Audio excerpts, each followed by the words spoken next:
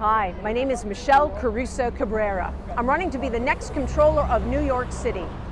We need more women in power.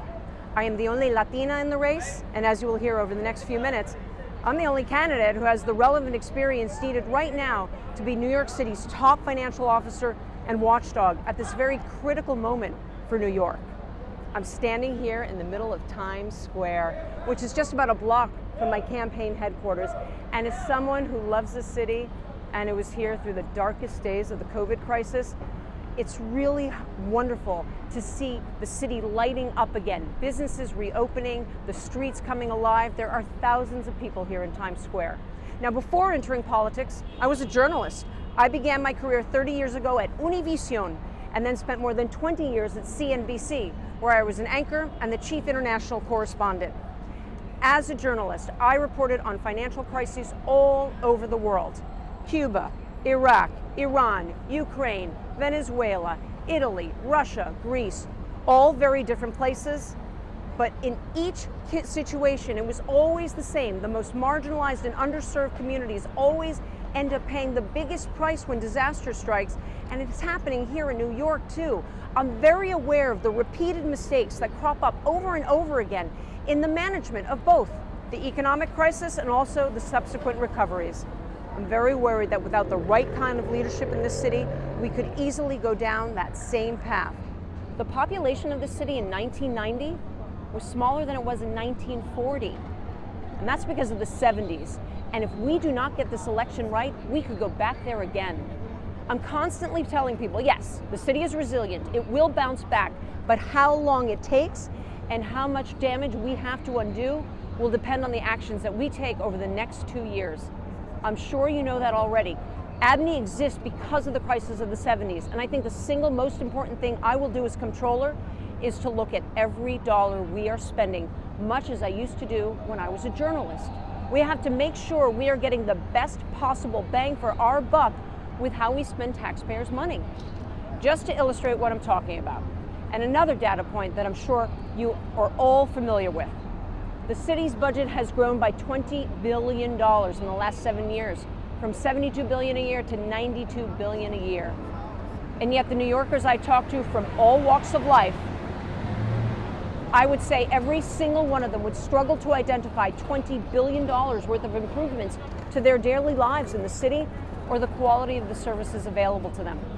So what can the comptroller do about that? The comptroller can actually do the job. The comptroller is the city's chief financial officer and watchdog.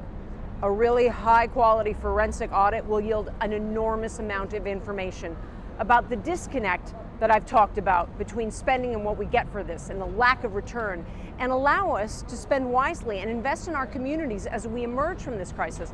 I know how to use income statements, balance sheets, and cash flow statements to extract the most valuable information, because in the right hands, they can be very powerful instruments, and I intend to make full use of them as comptroller.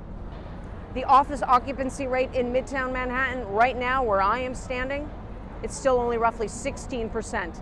And while the shift to remote work is not permanent and may be even overstated and played out, it's still a very new phenomenon, and we could be looking at a long-term paradigm shift.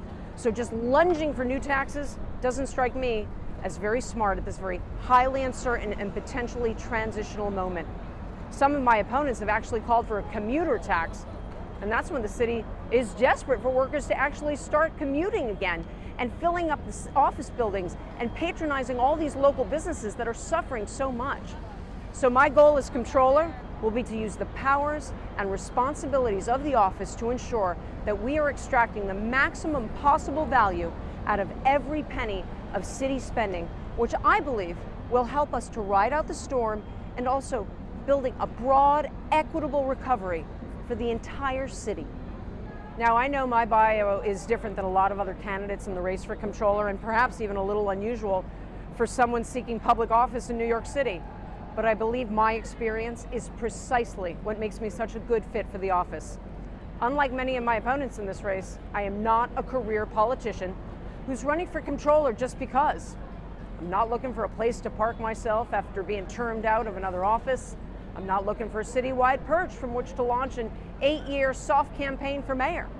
I have actual decades of experience following the money and investigating how it's being spent, and I believe I have the skill set and the experience and also the independence necessary to take full advantage of the powers and the responsibilities of this office and bring people, jobs, and investment back to New York City. That's why I'm running, and that's why I hope I have your support. Muchísimas gracias. Thank you very much.